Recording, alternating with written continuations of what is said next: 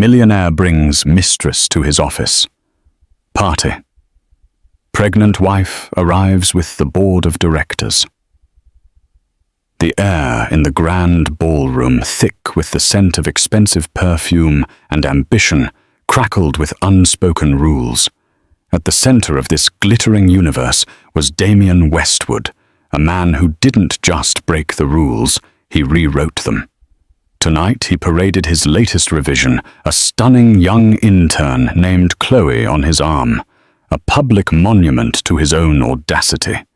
He believed his pregnant wife, Aris, was safely tucked away, a forgotten chapter in his ascent. But Aris was about to remind him and everyone else that the most brilliant minds are often the most underestimated. She wasn't coming to cry. She was coming to collect. The annual Apex Innovations Gala was less a party and more a coronation. It was a testament to the meteoric rise of its founder and CEO, Damien Westwood. This year, the event was held within the sweeping metallic curves of the Walt Disney Concert Hall in downtown Los Angeles, a venue as bold and unapologetically modern as Damien himself. Hundreds of guests, a curated collection of Silicon Beach titans, venture capitalists, and the city's political elite moved through the space like shimmering fish in a deep-sea aquarium. The light from the towering chandeliers caught on diamond necklaces and the polished faces of Patek Philippe watches. Champagne, a vintage that cost more per bottle than most people's monthly rent, flowed from fountains, and the air hummed with the low thrum of power. Damien Westwood stood at the epicenter of it all. At 38, he was a deity in a bespoke Tom Ford suit. His charm was his sharpest weapon, a disarming smile that could precede either a multi-million-dollar deal or a soul-crushing termination. He was a man who had everything. A 9-figure net worth, a sprawling mansion in the Hollywood Hills with a view that stretched to the Pacific, and a portfolio of accolades that painted him as a visionary. He also had a wife, Dr. Aris Thorne, a woman whose quiet brilliance was the antithesis of his explosive charisma. Aris was not present. The official story whispered among the senior VPs and their impeccably dressed spouses was that her pregnancy, a difficult one, now in its 8th month, required absolute bed rest. It was a plausible, even sympathetic reason. They pictured her in their palatial home, serene and supportive, a domestic goddess nurturing the Westwood heir. This image was a fiction Damien had carefully cultivated. The truth was, Aris hadn't been invited.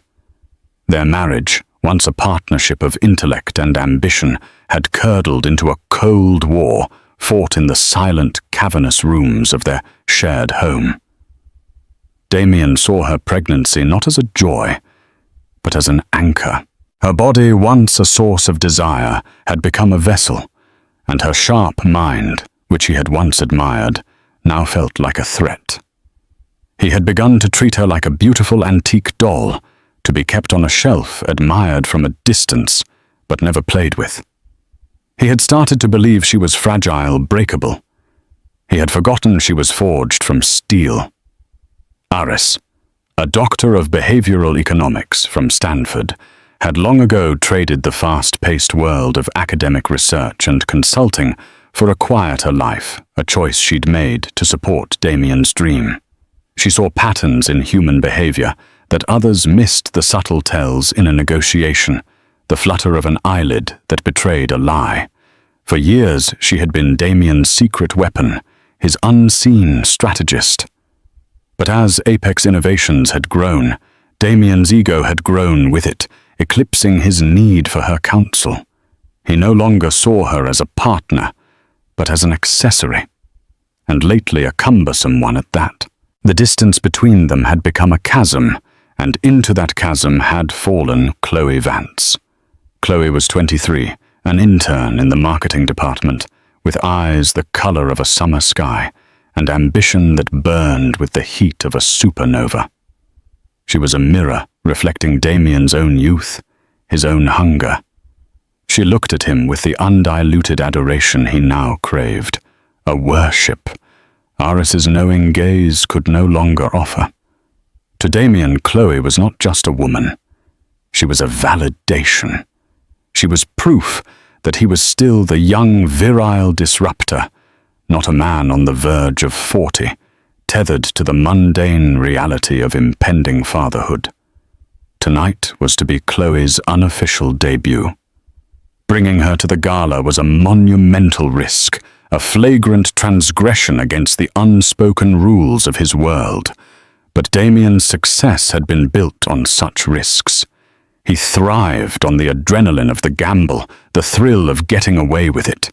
He believed his power was a shield, rendering him immune to consequences. He had convinced himself that Aris, sequestered and pregnant, was powerless to stop him. It was his most critical and soon-to-be his most catastrophic miscalculation.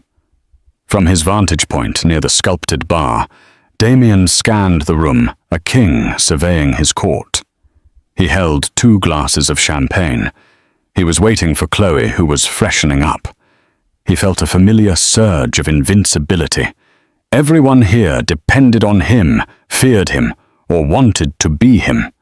They were all orbiting his star, and tonight he was going to give them a new constellation to gaze upon. He was about to show them all that the universe bent to his will, and his will alone. Chloe Vance emerged from the powder room, a vision in crimson silk. The dress was a daring choice, a slash of color against the room's more muted tones of black, silver, and navy. It clung to her slender frame, a stark and deliberate contrast to the maternal form of the woman she was replacing. She had the taut, unlined beauty of youth, a beauty that felt both potent and perishable. Her smile as she navigated the throng of powerful figures was a carefully calibrated mix of awe and entitlement. She was playing a role, and she was playing it with everything she had. Damien's eyes locked on her, and his signature smile spread across his face. He met her halfway, handing her a flute of champagne. "There you are," he murmured, his voice a low thrum that was for her alone, yet pitched just loud enough for those nearby to catch. "I was beginning to think you'd abandoned me." "Never, Damien," she replied, her voice a breathy whisper. She touched his arm, a gesture of familiarity that sent a ripple of shock through the senior staff members who witnessed it. This was Chloe Vance, the intern, the one who fetched coffee and compiled press clippings, and she was touching the CEO's arm as if she had every right to. Damien savored the silent, wide-eyed reactions. This was the point. He led Chloe on a slow, deliberate tour of the room, a predator showing off his prize catch. He didn't introduce her as his mistress, of course. The lie was more insidious, cloaked in the language of corporate mentorship. "Everyone, I'd like you to meet Chloe Vance," he announced to a circle of stunned-looking executives. "Chloe is one of our brightest young talents in the marketing division. A real rising star. I've taken her under my wing. It's crucial we nurture the next generation of innovators at Apex." The executives, men and women, twice Chloe's age with mortgages, children in private school and careers, tethered to Damien's goodwill, simply nodded. They smiled stiff, unnatural smiles. They saw the way Damien's hand rested on the small of Chloe's back, the proprietary gleam in his eye, the blush on her cheeks that was not entirely from the champagne. They understood exactly what kind of nurturing was taking place. They were complicit in their silence, their survival instincts overriding any sense of moral outrage. A few feet away, Eleanor Vance, the sharp-witted and even sharper-tongued head of legal, watched the spectacle with a look of undisguised contempt. She had known Damien for a decade, had drafted the ironclad contracts that built his empire, and had also been a guest at his wedding to Aris. She considered Aris a friend, or as close to a friend as her guarded nature would allow. She caught the eye of Michael Chen, the chief financial officer, a man who looked perpetually worried, and for good reason. Michael's expression was a mixture of horror and frantic calculation. An open scandal of this magnitude could spook investors and shave points off their stock price. "He's lost his mind," Eleanor muttered under her breath, taking a large gulp of her gin martini. "This is beyond reckless," Michael whispered back, adjusting his glasses. "This is corporate suicide. What is he thinking?" "He's not thinking," Eleanor corrected. "He's feeling, and right now he feels untouchable." Damien, oblivious or perhaps simply indifferent to their disapproval, continued his parade. He introduced Chloe to a powerful city councilwoman, a tech blogger with millions of followers, and a visiting venture capitalist from Singapore. With each introduction, he grew bolder, his compliments for Chloe more effusive, his physical proximity to her more intimate. He was high on the sheer audacity of it all. He was writing a new narrative in real time, one where he was the master of his own destiny, unburdened by convention or the wife he had left behind in his sterile, silent mansion. Chloe, for her part, was swept up in the whirlwind. This was a world she had only dreamed of. Men whose names she had only read in Forbes were shaking her hand, listening to her opinions, or at least pretending to. She was standing next to the sun, and its warmth was intoxicating. If there was a price to pay for this moment, she couldn't see it. The glare was too bright. She mistook Damien's recklessness for power, his arrogance for confidence. She believed she was on the verge of having it all. The apex of the evening and the nadir of Damien's judgment came when he clinked a knife against his glass, calling for silence. The low hum of conversation slowly died down as all eyes turned to him. Chloe stood beside him, her hand now linked with his. "Friends, colleagues, partners," Damien began, his voice resonating with practiced charisma.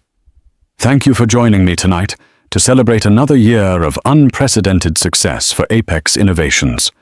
We have shattered records, defied expectations, and solidified our place as leaders in the industry. But success is not just about numbers on a spreadsheet. It's about people. It's about fostering talent and believing in potential." His gaze drifted down to Chloe, a fond, almost paternal smile on his lips that fooled no one. It's about finding those rare individuals who have the fire, the drive, the vision to change the world, and it's about giving them the platform to shine. He raised his glass. "So I want to propose a toast, not just to our past achievements, but to the future, to new ideas, to bold moves, and to the bright, brilliant stars of tomorrow." He squeezed Chloe's hand. "To the future. To the future." The crowd dutifully echoed their voices, a muddled chorus of admiration, envy, and disgust. The toast was a thinly veiled tribute to his own infidelity, a public anointing of his mistress. It was the ultimate act of hubris, a declaration of war against his marriage, delivered in front of his entire professional world. He took a triumphant sip of his champagne, the taste of victory on his tongue. It was in that precise moment of supreme self-satisfaction that the great double doors at the entrance of the ballroom, which had been closed since the start of the festivities, swung silently open. The shift in the room's atmosphere was instantaneous and absolute. It began not with a sound, but with a collective intake of breath, a subtle but palpable change in pressure. The murmur of the party didn't just quiet. It vanished, sucked into a sudden gaping vacuum of silence. Every head in the ballroom, from the junior associates by the door to Damien Westwood himself on the makeshift stage, turned in unison. Framed in the grand doorway, silhouetted against the ambient light of the lobby, was a figure. It took a moment for the crowd's eyes to adjust to process the impossible sight. It was Dr. Aris Thorne. She was not the frail, bedridden woman of Damien's convenient narrative. She was a portrait of regal composure. She wore a bespoke gown of deep emerald velvet, a color that spoke of wealth and authority. The fabric was expertly tailored to accommodate her 8-month pregnancy draping over her belly, not as a sign of vulnerability, but as one of majestic maternal power.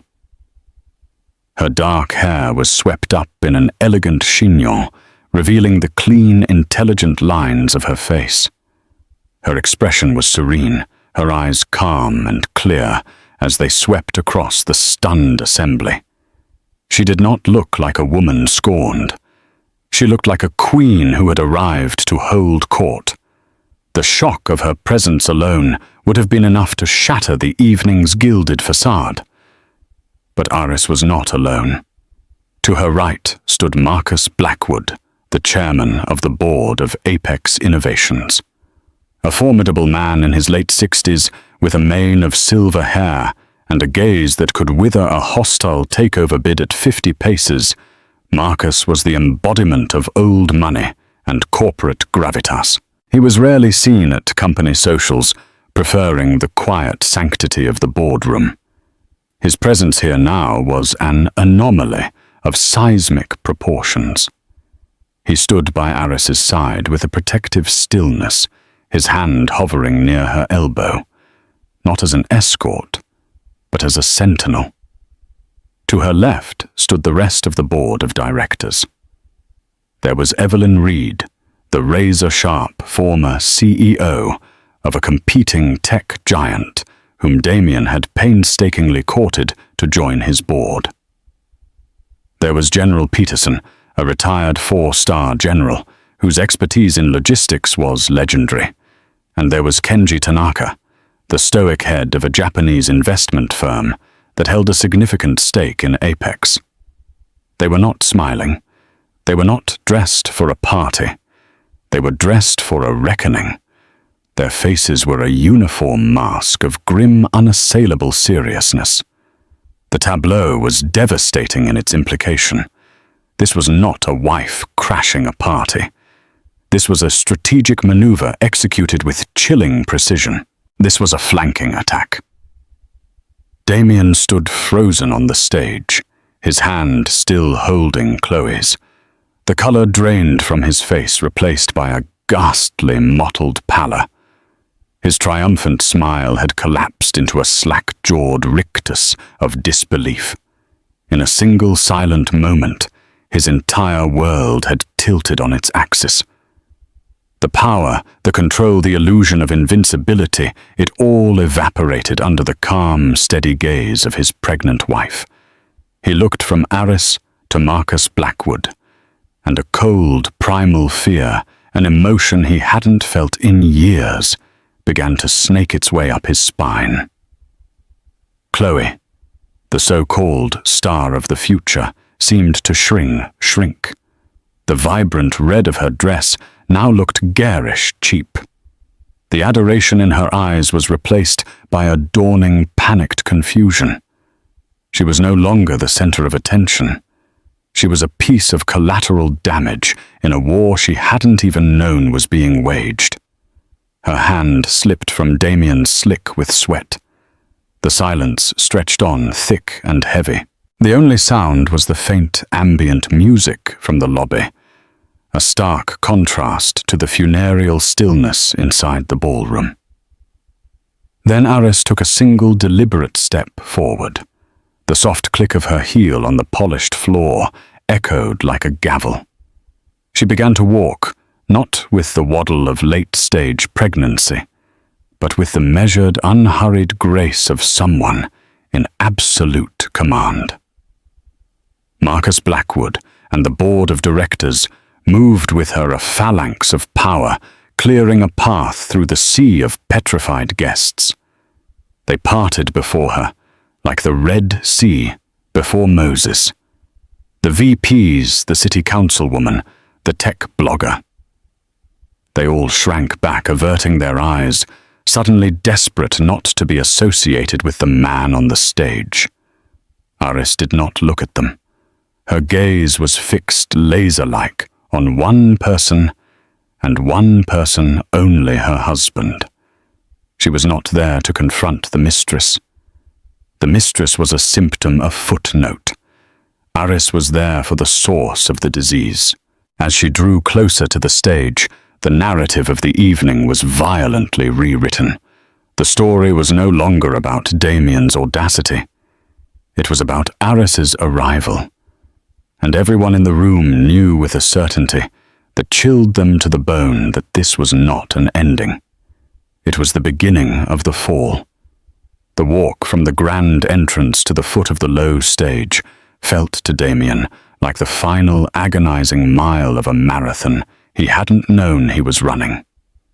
The air once filled with his own booming voice was now so thin he could barely draw a breath. Aris stopped directly in front of him. Her head tilted slightly as she looked up. The stage gave him a few feet of physical height, but he had never felt smaller, more exposed. He finally found his voice a strained, croaking sound that was a pathetic imitation of his usual confident tone. "Aris, what is this? What are you doing here? You're supposed to be resting." He glanced desperately towards Marcus Blackwood, searching for an ally, a familiar anchor in this surreal nightmare. "Marcus, what is the meaning of this? You're scaring the guests." Marcus Blackwood's stony expression did not soften. Instead, he took a step forward, positioning himself slightly in front of Aris, a human shield of immense authority. He ignored Damien's question entirely. His voice, when he spoke, was not the collegial tone of a chairman addressing his CEO, but something far colder, far more personal. "Are you all right, my dear?" he asked, his eyes full of genuine concern, directed only at Aris. Aris gave a small, reassuring nod. "I'm perfectly fine, Uncle Marcus. Thank you for asking." A collective, muted gasp rippled through the onlookers who were close enough to hear. Uncle Marcus. The revelation landed in the room like a second shockwave. Damien's mind reeled. He had known Aris had a godfather, a mysterious Uncle Marcus she spoke of fondly but rarely. A retired financier, she had said. Someone who managed her family's modest trust. He'd met the man once, years ago. A brief, forgettable handshake at a family gathering.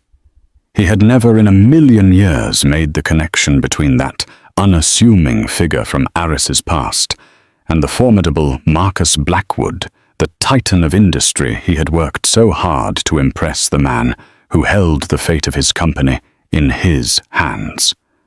The board members had known, of course. They had always known. The knowledge cast their grim expressions in a new light. This wasn't just a corporate action, it was a personal matter. They weren't just backing a plan, they were backing a member of the family.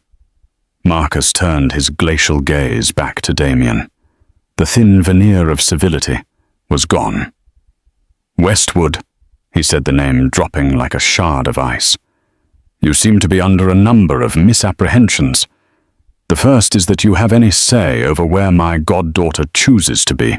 The second, and far more critical, is that your guests' comfort is our primary concern this evening." He gestured dismissively at the stunned crowd. "The party is over. On behalf of the board of directors of Apex Innovations, I'm asking all non-essential personnel to vacate the premises immediately. Thank you for your service. Your cars are waiting." There was a beat of stunned hesitation, then a frantic, hurried exodus. No one needed to be told twice.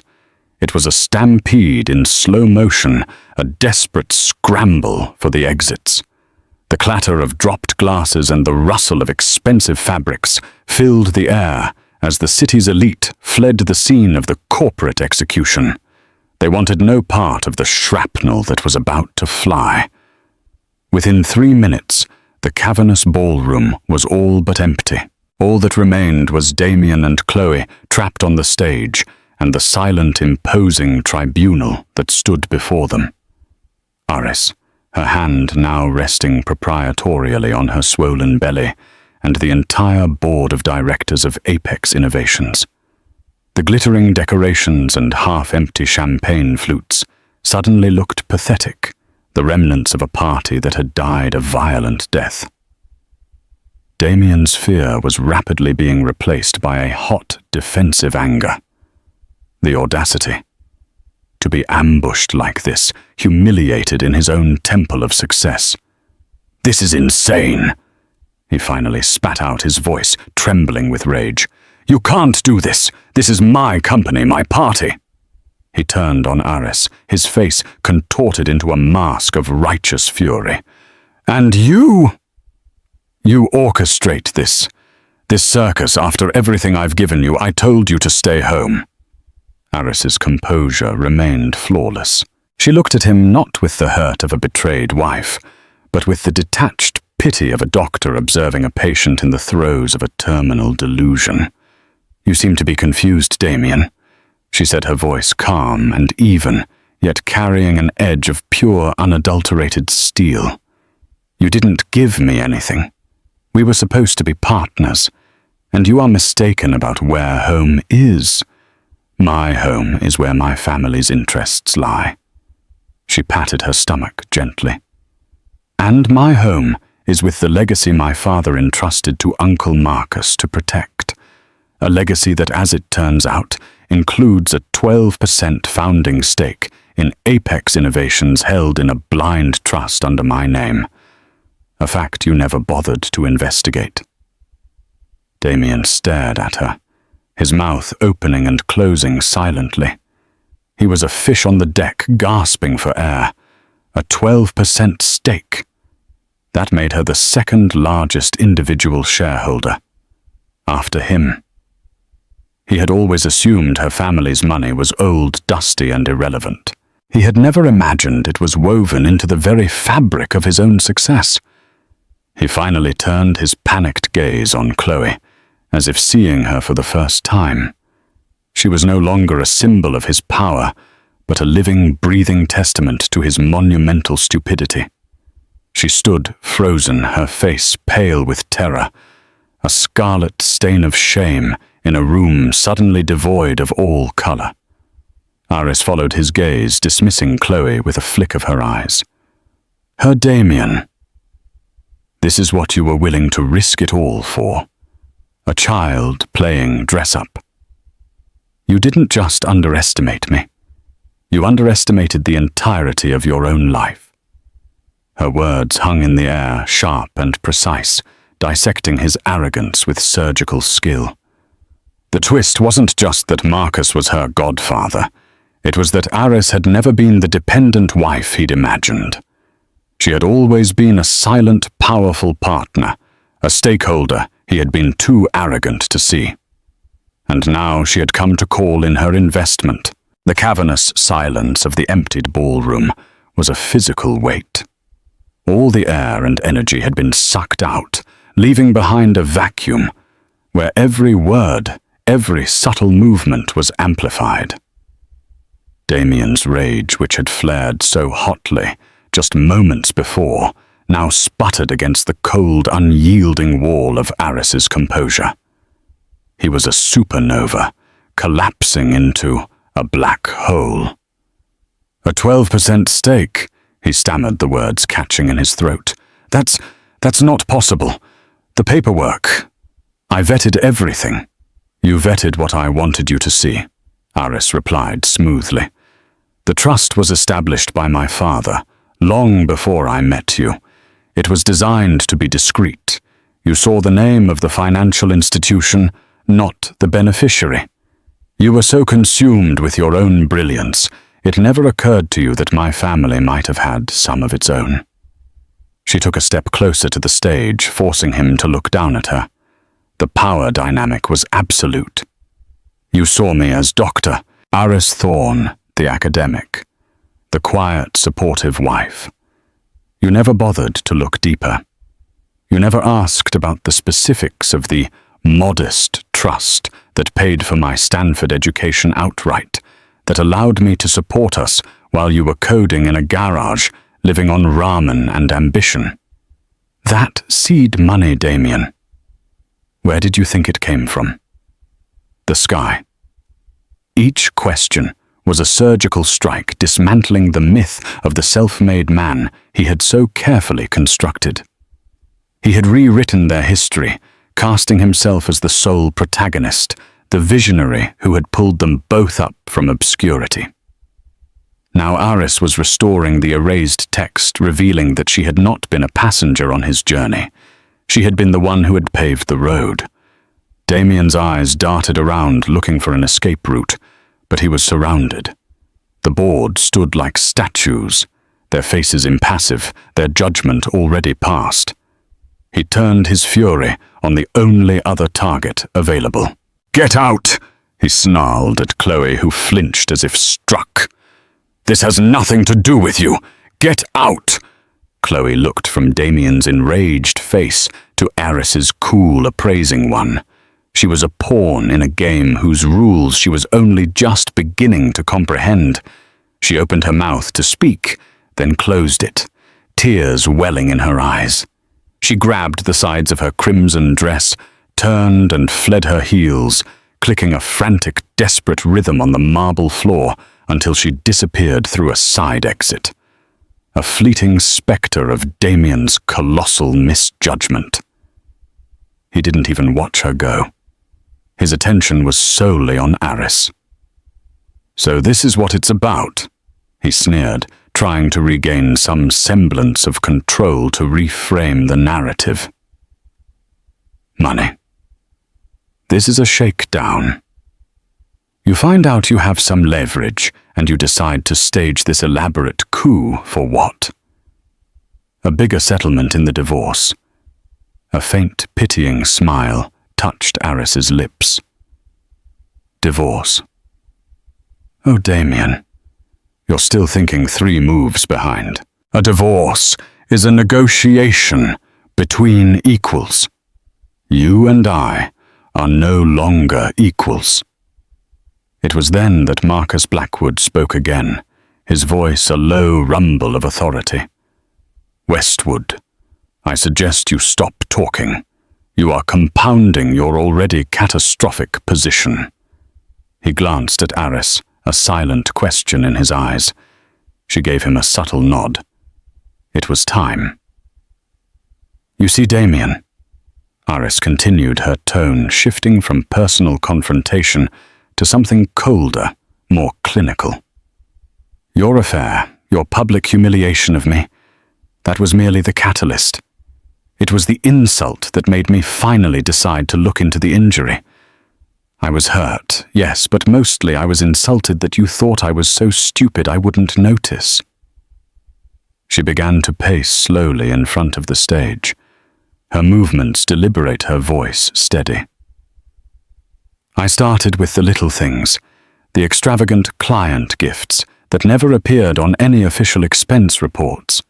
The sudden inexplicable need for a holding company in the Cayman Islands. You always told me I didn't understand the complexities of your business, but I understand patterns, and I understand behavior, and your behavior, Damien, became erratic, desperate." Damien's face went rigid. This was moving beyond marital betrayal into a far more dangerous territory. "I didn't need to hire a private investigator to find out about Chloe," Aris said, waving a dismissive hand. "A child like that leaves a trail of digital breadcrumbs a mile wide. No, I saved my resources for something more important.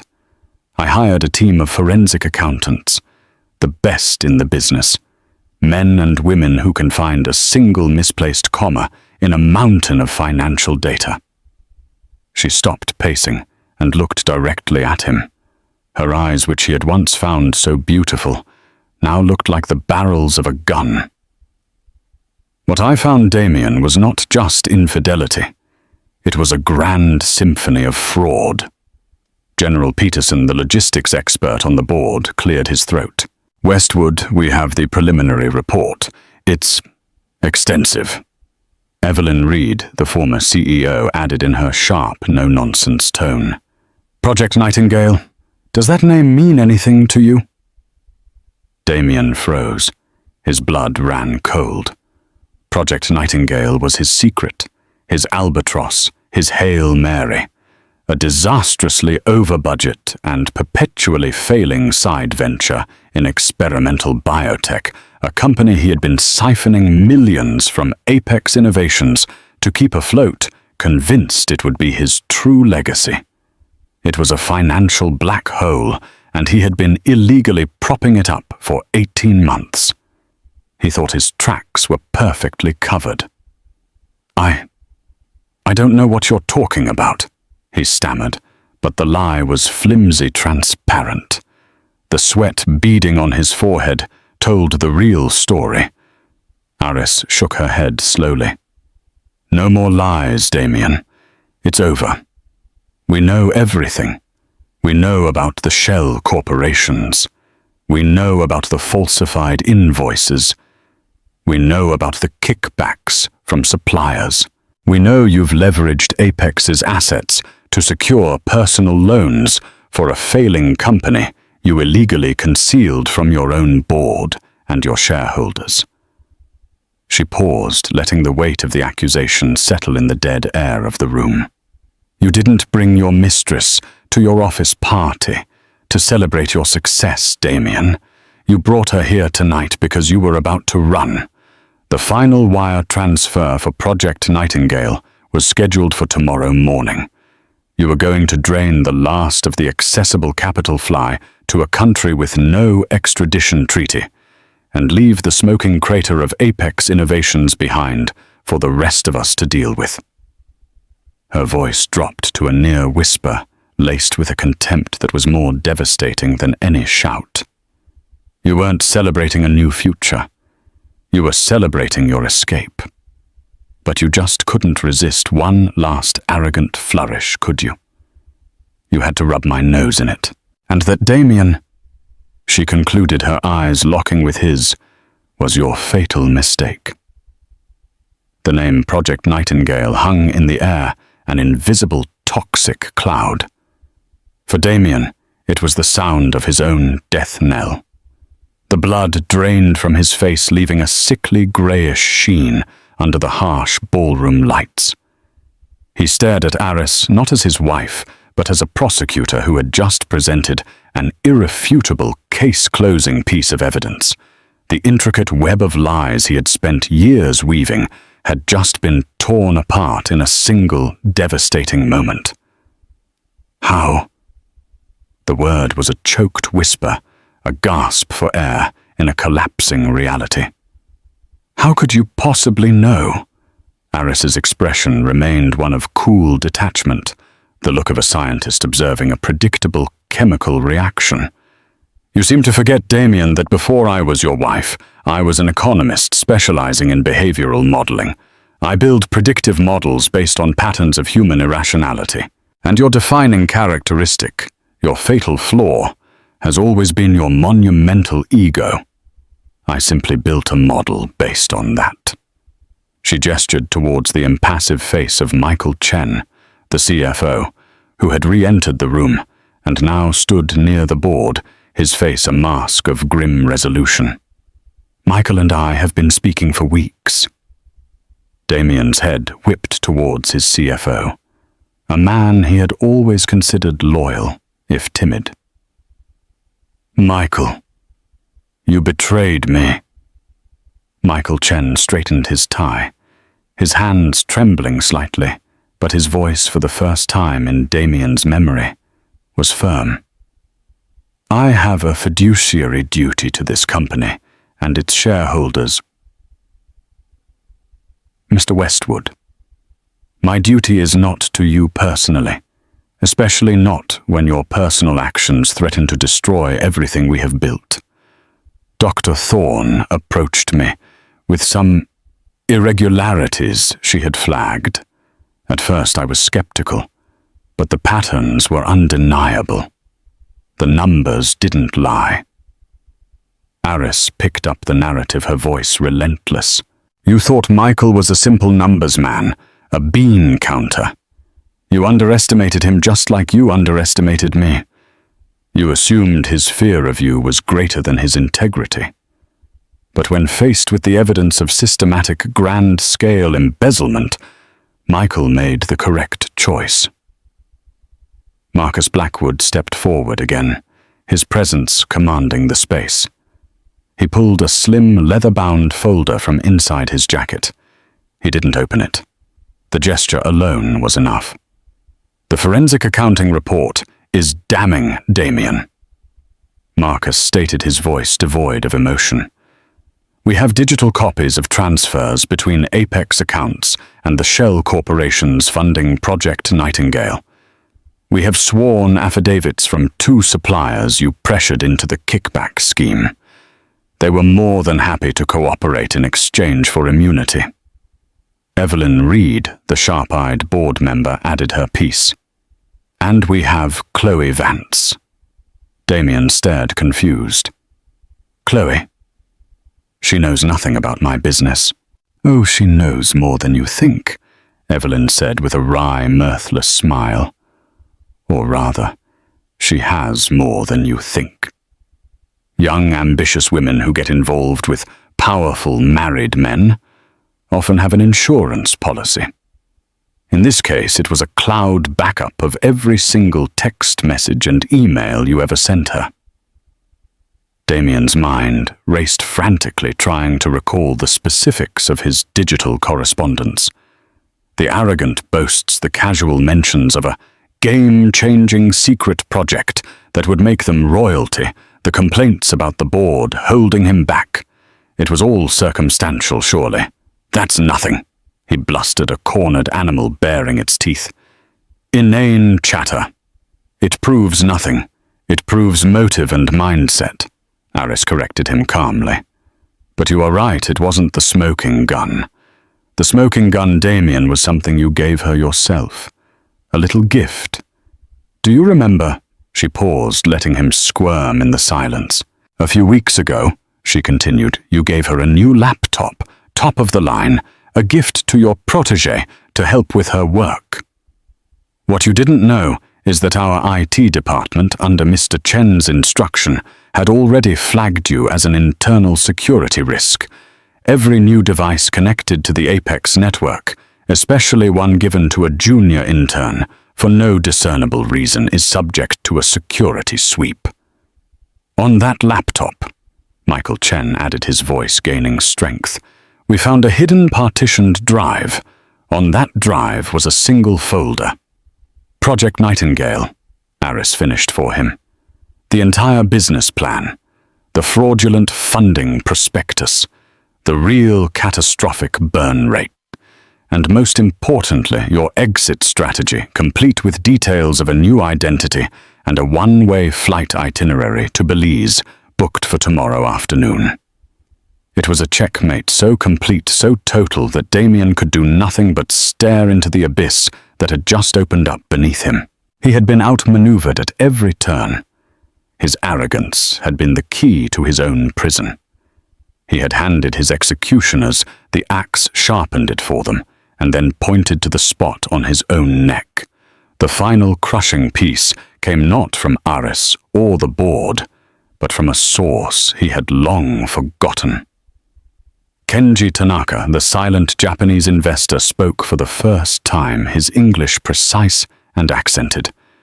Mr. Westwood, he said, bowing his head slightly but keeping his eyes fixed on Damien.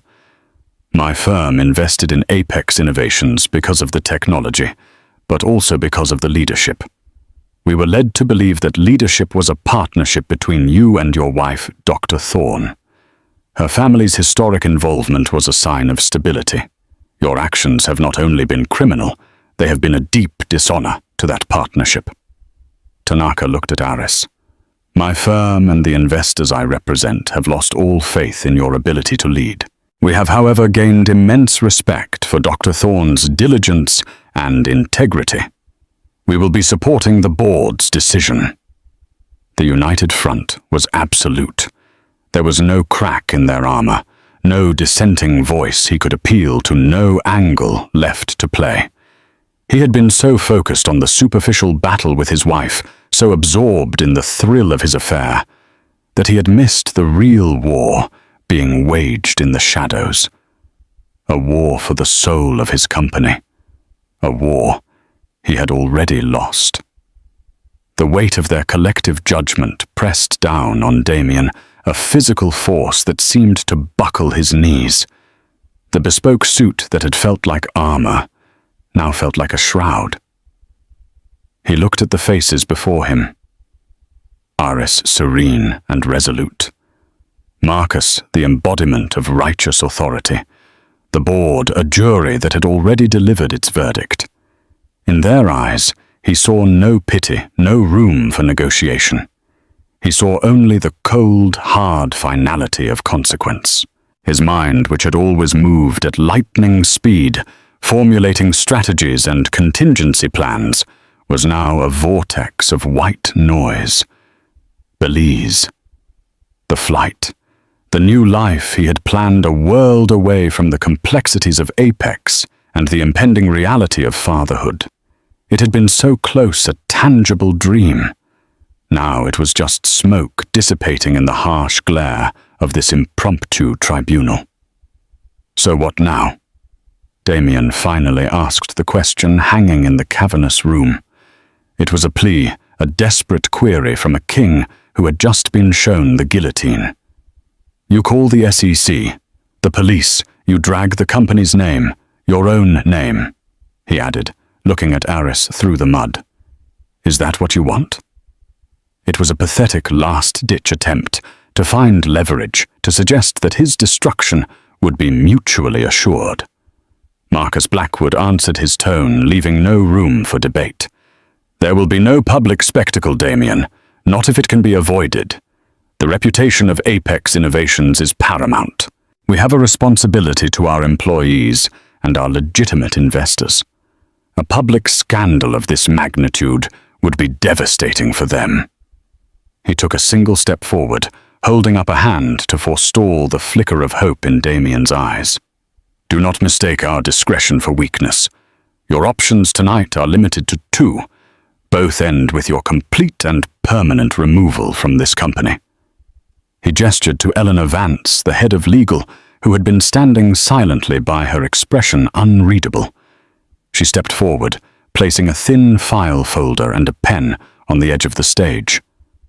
Option 1, Marcus continued, is the hard way. I make a phone call.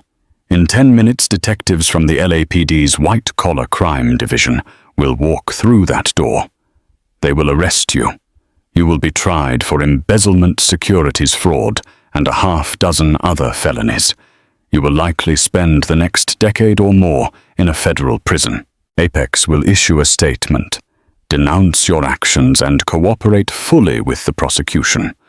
The company will survive, but it will be wounded. Your name will be a synonym for disgrace. Damien flinched.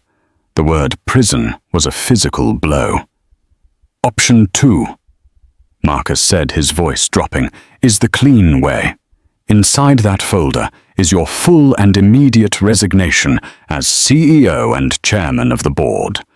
It also contains a document transferring your entire shareholding in Apex Innovations, all 28% of it, into the trust controlled by Aris as restitution for the funds you embezzled.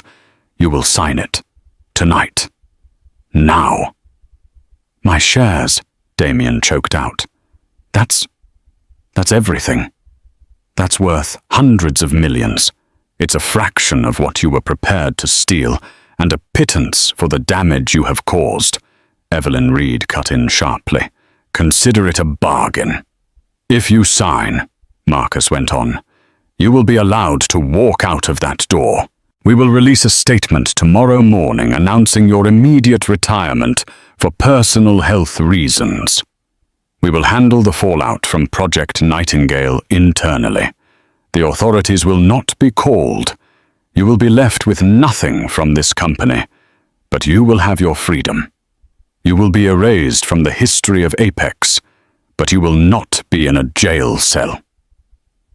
Damien looked from the folder to Aris. Her face was calm, but her eyes held a flicker of something he couldn't quite decipher. It wasn't hatred. It was a profound, almost weary finality. This was her justice. Not vengeance, but a rebalancing of the scales. She wasn't just taking his company. She was taking back her life, her security, the future of their child, all of which he had gambled away. He knew it was no choice at all. A life of diminished status and wealth versus a life behind bars. His ego screamed in protest, but his survival instinct, the one true God he had always worshipped, took over. Slowly, shakily, he knelt down on the stage. His knees, clad in $1,000 wool, met the floor. It was the posture of a surrendering king. He reached for the pen. His hand trembled so violently he could barely grasp it. He uncapped it and opened the folder. The legalese swam before his eyes, but he knew what it said. It was the abdication of his entire world. With a shaking hand, he scrawled his signature, the signature that had launched a billion-dollar enterprise, on the line at the bottom. Then he did the same on the share transfer document. It was done. In 2 strokes of a pen, he had gone from Titan to pariah. He pushed the folder away from him as if it were radioactive. He stood up, his movements stiff, robotic. He was a ghost in his own ballroom. "It's done," he said, his voice hollow. Marcus Blackwood nodded crisply. "Eleanor, if you would secure the documents." Eleanor retrieved the folder with the tips of her fingers. "Damien," Marcus said, using his first name for the last time, "you have 60 seconds to leave the building. Your security detail has been dismissed. Your corporate accounts have been frozen. A taxi has been called for you. Do not return to the office. Do not return to the house. Any personal effects will be forwarded to an address of your choosing. Do not contact Dr. Thorne or any employee of this company again. Are we clear?" Damien gave a single jerky nod. He looked one last time at Aris, his wife, the mother of his child, the architect of his ruin. He opened his mouth as if to say something, but no words came. What was there to say? He had sown the wind, and now he was reaping the whirlwind. He turned and walked off the stage, not towards the grand entrance, but towards the side exit Chloe had used. He didn't look back. The solitary figure of the fallen CEO disappeared into the shadows, leaving behind the empire he had built, and the woman he had fatally underestimated. As the door clicked shut behind him, Aris finally let out a long, slow breath she hadn't realized she'd been holding. She placed a hand on her belly, a gesture of protection and promise. The room was quiet. The battle was over. The future was hers to write.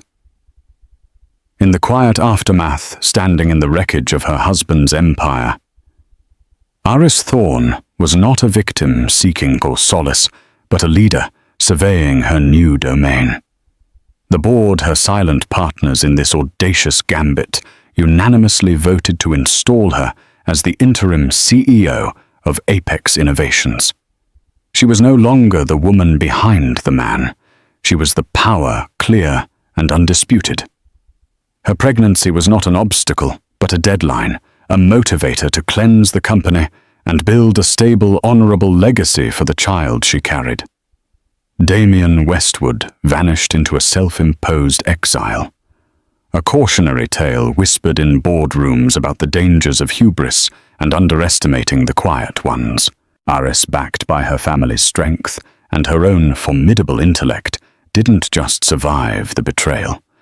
She thrived on it, transforming the ashes of a broken marriage into the foundation of a new dynasty, proving that the best revenge isn't anger, but ascension. Thank you for joining us for this tale of drama and twisted justice. If you were on the edge of your seat, watching this millionaire's world come crashing down, don't forget to hit that like button. What did you think of Aris's masterful plan? Let us know in the comments below. For more stories of intricate plots, shocking betrayals, and satisfying revenge, make sure you click subscribe and ring that notification bell. You won't want to miss the next story we have in store for you. Share this video with someone who loves a good drama, and we'll see you in the next one.